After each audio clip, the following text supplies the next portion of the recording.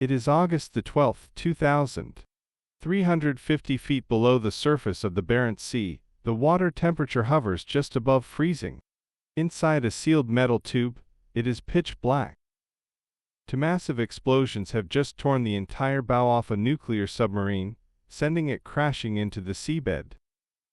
Yet clustered together in the stern, 23 men are still alive. Working in total darkness, they seal the watertight doors to halt the rising flood. They sit in silence, waiting for a rescue mission they assume is already on its way. What started as a sudden disaster has now become a race against time, a tragedy that, at this point, was still preventable. The vessel resting on the seafloor is the K-141 Kursk, an Oscar II-class behemoth, a nuclear-powered submarine the length of two jumbo jets, widely considered unsinkable.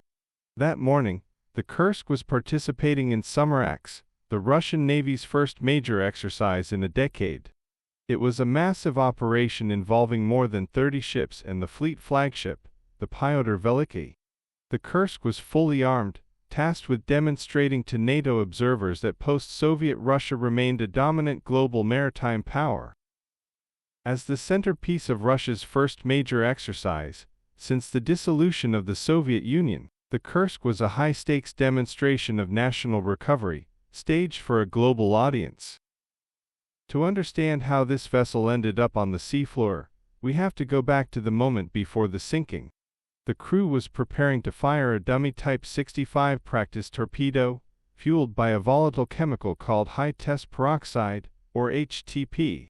A weld crack allowed the HTP fuel to leak. Contact with the brass tube triggered a violent catalytic reaction. This first explosion ruptured the fuel tank. Minutes later, the fire detonated adjacent warheads simultaneously, collapsing the forward compartments and sending the Kursk to the seabed. Records later revealed that sailors had spotted fuel leaking from the rubber seals of these practice torpedoes the day before the exercise. When they flagged the issue, their superiors took no action, determined to keep the high-profile drill on schedule. The destruction of the Kursk was the final result of a documented chain of failures, faulty welds on practice weapons, ignored leak reports, and a crew handling torpedoes they were never properly trained to use. While carbon dioxide levels rapidly rise inside the ninth compartment, the Russian Navy's surface fleet continues the exercise. Nearby ships felt the shock waves of the explosions, but commanders dismissed them as part of the scheduled training drills.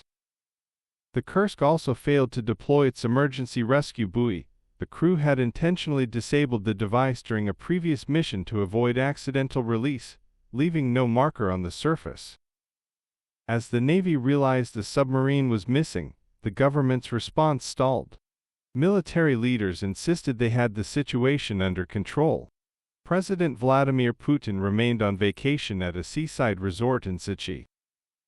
The United States, Britain, and Norway offered advanced rescue submersibles. Russian officials refused to help.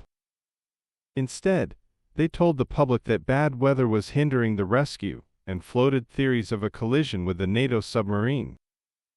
The refusal of international aid, driven by fears of espionage and a demand for self-sufficiency, effectively trapped the survivors on the seabed. Returned to the ninth compartment for the final time. Hours have passed. The surviving men stand in absolute darkness, waist-deep in freezing, oily seawater. Their oxygen is almost gone. In a desperate attempt to stay alive, the crew tries to load a chemical oxygen cartridge. But in the dark, the cartridge drops into the oily water. It reacts violently, triggering a flash fire that consumes the remaining air in seconds. It took 5 days for Russia to accept foreign help.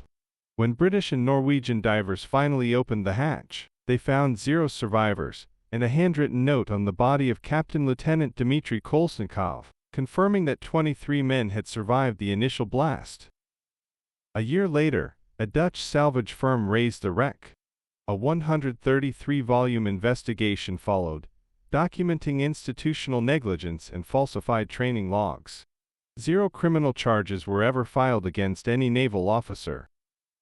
After being publicly berated by grieving families, Putin launched a crackdown on the independent Russian press, ensuring the state would never again lose control of a crisis narrative. The Kursk remains a stark demonstration of institutional priorities.